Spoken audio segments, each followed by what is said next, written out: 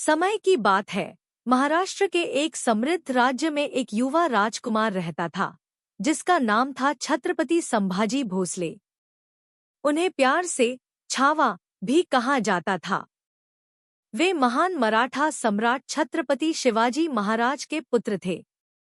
संभाजी का जन्म 14 मई 1657 को पुरंदर किले में हुआ था।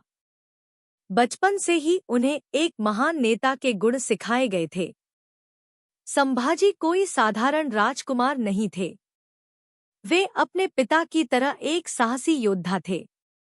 उन्होंने सैन्य रणनीति, शासन व्यवस्था और संस्कृत व फारसी जैसी भाषाओं का अध्ययन किया।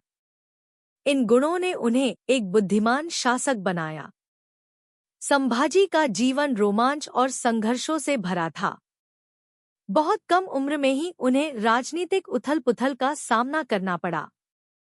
1680 में जब उनके पिता शिवाजी महाराज का आकस्मिक निधन हुआ, तो संभाजी मराठा साम्राज्य के राजा बने। लेकिन यह आसान नहीं था। उन्हें बहुत से विरोधियों का सामना करना पड़ा, जो उनकी गद्दी छीनना चाहते थे। उनका सबसे बड़ा संघर्ष मुगल साम्राज्य से हुआ, जो उस समय भारत का सबसे शक्तिशाली साम्राज्य था। मुगल सम्राट औरंगजेब मराठाओं को हराकर अपने साम्राज्य को और फैलाना चाहता था।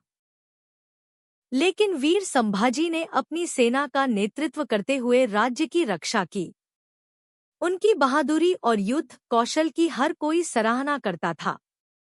उन्होंने अपने पिता के मिशन को आगे बढ़ाया, मराठा साम्राज्य को सुरक्षित रखना और अपनी प्रजा को आक्रमणकारियों से बचाना।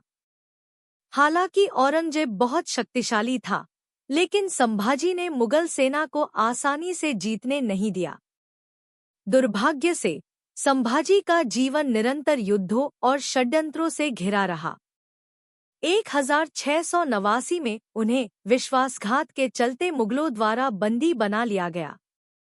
कठिन परिस्थितियों के बावजूद उन्होंने औरंगजेब के सामने झुकने से इनकार कर दिया और अपने देश और प्रजा के प्रति वफादारी के कारण अत्यधिक यातनाएं सही।